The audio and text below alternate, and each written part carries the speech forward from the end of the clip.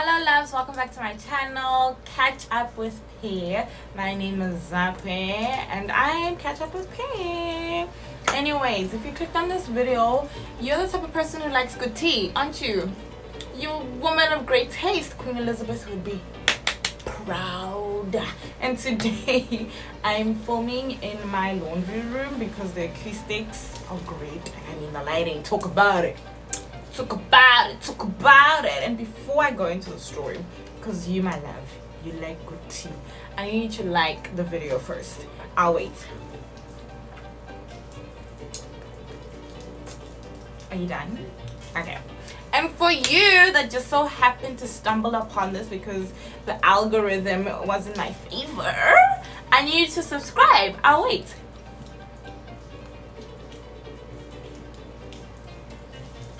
Are you done?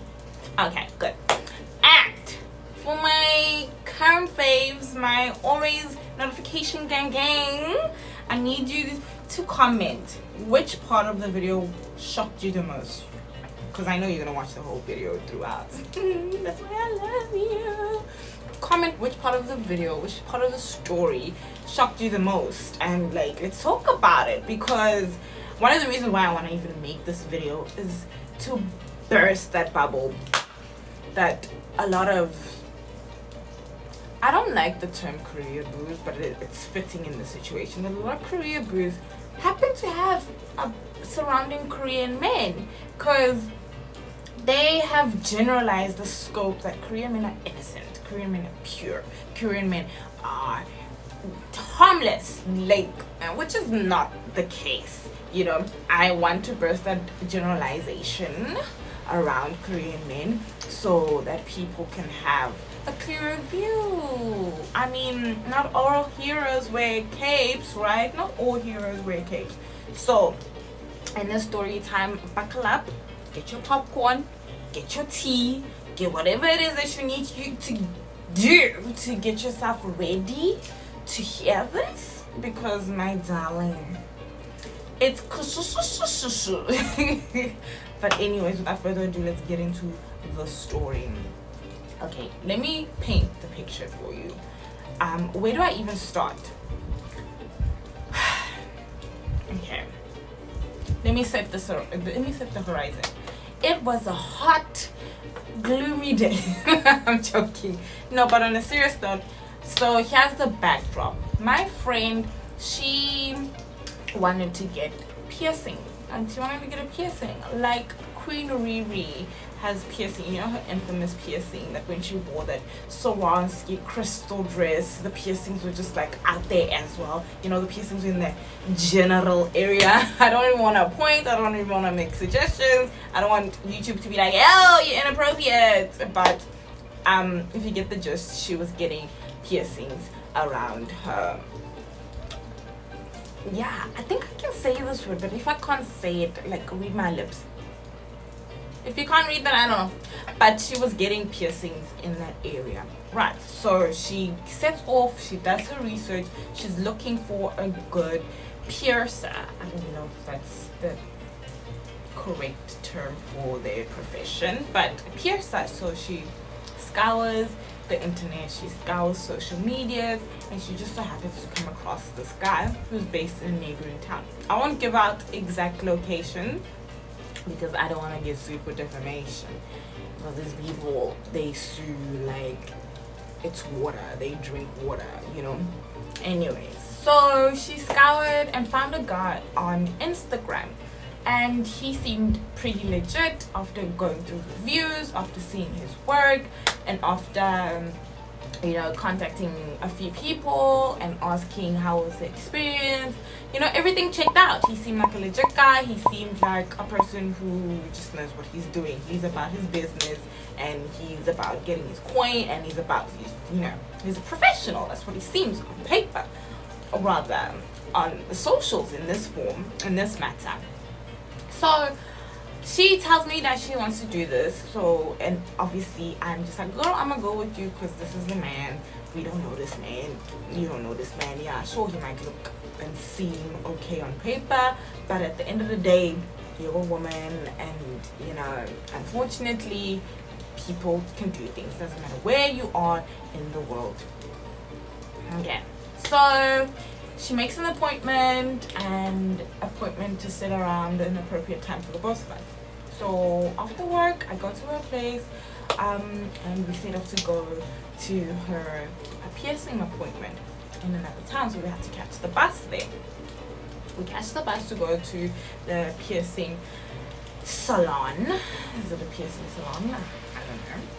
We go to the piercing salon. When we get there, we're like 5 minutes early. So he's not there, which is fine. I mean, we were early.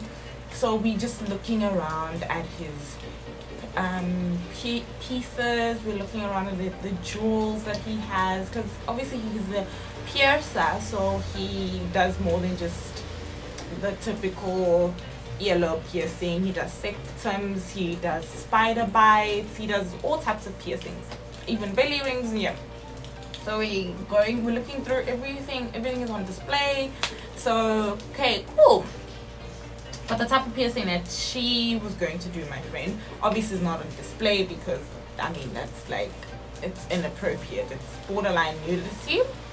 But yeah, so that piercing is not on display. So we're looking at it, looking like, okay, this seems clean, this seems legit, this seems like a person you would want around your body like that. It's okay. He then walks in, and I'm like, okay, great. Here's the guy. So he formalities. Hi, how are you? What's your name? Have you done these things before? Are you ready for this? What's your pain scale from 1 to 10? He's asking all the nitty-gritty questions that you need to ask, So he then leads us to the operating room. He leads us to the operating room, and obviously I go in with her, and he then asks my friend, is it okay once he's done to take a picture? So initially we're like, whoa, excuse me. He's like, no, it's for his Instagram. He's never had a foreigner before, and this type of piercing would like get him some more recognition. So we're just like, okay, but like if you blur out the intimate parts, then it's fine. So he says, okay, no, he'll definitely do that.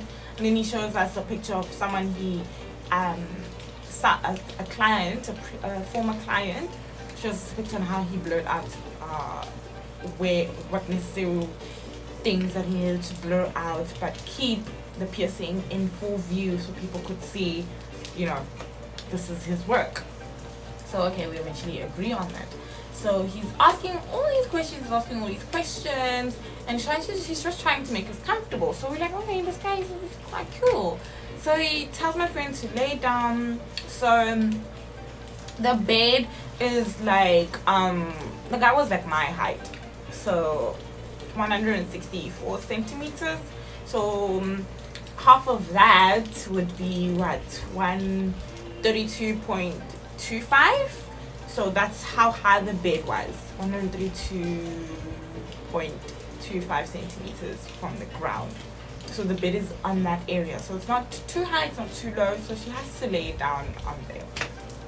So the procedure has to now start, and before the procedure starts, he goes on to show us his piercing. He also has a piercing right there. He shows us the piercing. So I feel from that setting, from that moment, he was just trying to make us more comfortable, and because he knows, obviously he does this for a living, that people get nervous for these type of things. He shows us his piercing. We're like, oh, okay, cool.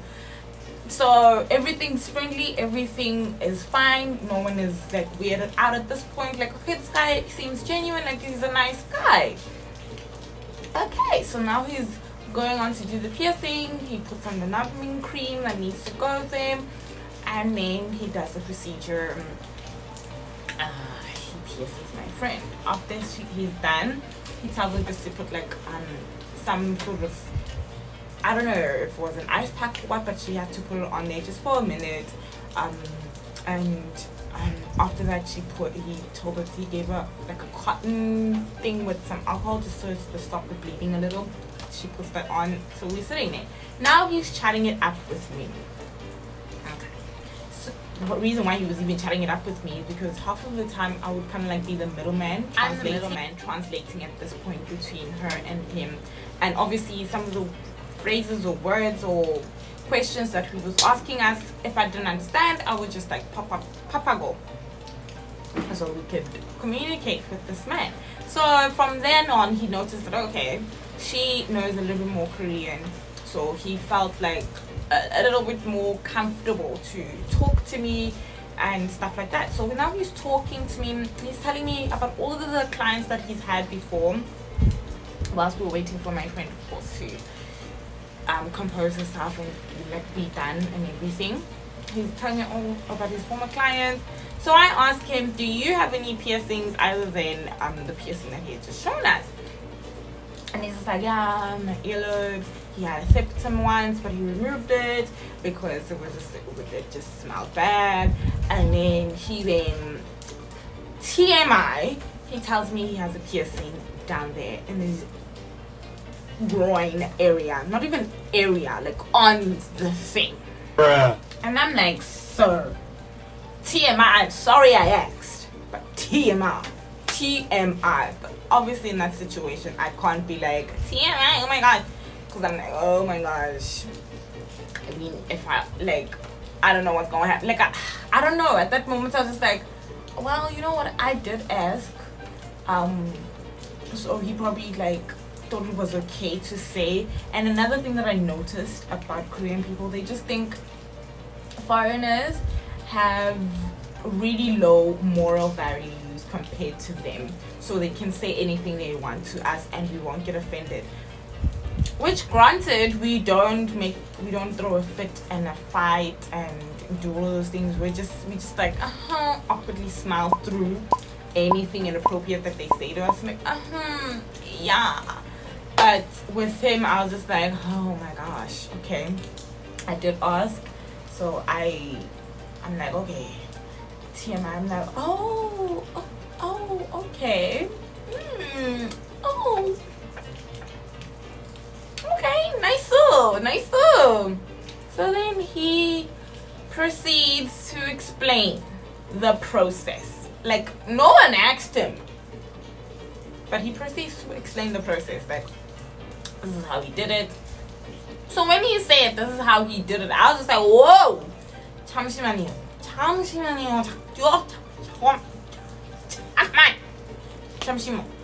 You did what? You did it yourself? And he goes, yeah, I did it myself. And then, my guy, why would you do that to yourself? So I'm like trying to redirect the conversation to somewhere else. Like let's not talk about your eggplant, sir, please. Let's not talk about your eggplant. Let's talk about something else. Or rather, chili pepper, because that's what they call it. That's what they call it here, chili peppers. Let's not talk about it. Let's talk about something else. And he's just like, I don't know, because I just could. But anyways, this is how you do it. I'm like, that's not what I asked.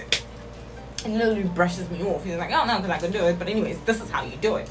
I needed to do it when I was on wood. And I'm like, oh. So now I'm glancing over to my friend. And I'm just like, she's also checking if she's still bleeding. You know, she can sense that, okay, time to pali now. Time. You know, we need to go as in now, as in jiggle. Anyways, so he's explaining the entire process that it needs to be hard, and he's even using his fingers to just I'm like, literally, my face the entire time. You're the camera. This is me. Not even making eye contact because I'm just like, sir, why are you? I'm like, looking at my friend, looking around, like, yeah, because I couldn't even look at him at this point because I was feeling highly uncomfortable the way he was going into in-depth detail about this entire procedure. He then, unprovoked again, he then proceeds to say, it feels good to girls. I'm like, ain't nobody asked you that. And even if I was gonna ask anything of that nature, I would have asked, how do you pee? But no, he decides to take it another step further. TMI. It feels good to girls, you know. I don't even feel it anymore. I don't even realize it's there. I only realize it's there when I'm like peeing, when I see it. But day to day, I don't feel it. I'm just like, okay. Wow, okay. Hey, my guy, he's going on a tangent and he's just like, he's Eminem at this point. He's wrapping it up. He's spitting bars about this whole entire procedure. That, mind you, yet again, no one asked. He then says, you can touch it if you want. What did he say? At this point, I was regretting ever deciding to learn the language, because I'm like, I know he did not just say that. I know he did not just say that. No, my guy did say that. With the full chest, too. You can touch it if you want. Not once, not twice, multiple times, because I was like, no, it's okay. So, like, is it painful? I'm trying to avoid now. Now I'm, like, asking questions relating to what he was explaining so he can, like, not try and force me to touch it. It's like, oh, you can touch it if you want. You can touch it. And he's making dead eye contact. Like, he's just like, baby girl, I need you to touch it at this point. He's not even asking now. Like, I'm like, sir, no. I'm trying to avoid eye contact. I'm in between, do I leave this room? Like, what's my next move? Because now you're like, you're getting too comfortable, you're getting too close to me. So now I'm standing in the doorway, like halfway out, because I noticed that he's clearly just talking to me now, so he's not even paying attention to his client, aka my friend. So he's literally following me. So I'm like, okay, let me just step out, because he's clearly following. I don't wanna be in this enclosed area with him where anything could happen. Two, if I leave, my friend's gonna be left there with him, and he's clearly inappropriate. So I'm like, I'm edging slowly but surely out the room, and he's following. So, and he keeps insisting, you can touch it if you want.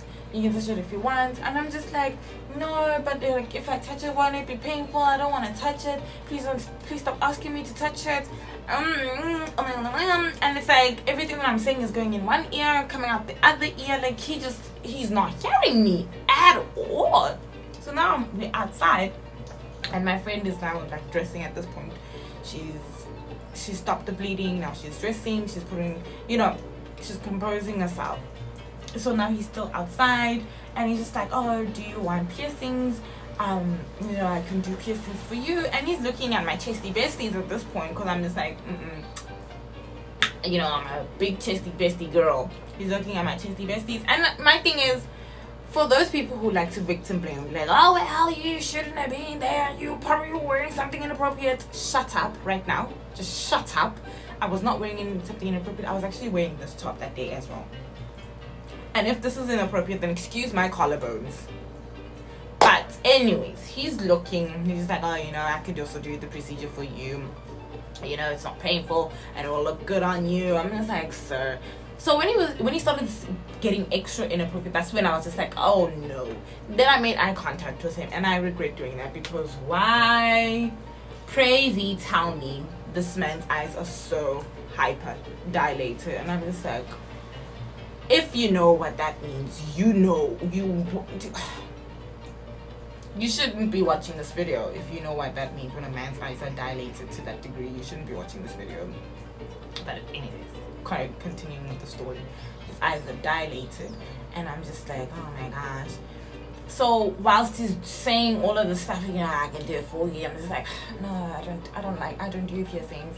So he's looking at my ears, and I'm just like, oh no, these are clip-ons. So even these are actually clip-ons, I would take them off. Okay, let me just take them off. Clip-ons, no hole whatsoever. So my guy is now like trying to get another client, and I'm like, I'm highly uncomfortable at this point, and my friend is done. So, needless to say, when she was done, I'm like, girl, pay the man. I'm rushing her to pay the man, and like, we need to bounce. We need to skedaddle.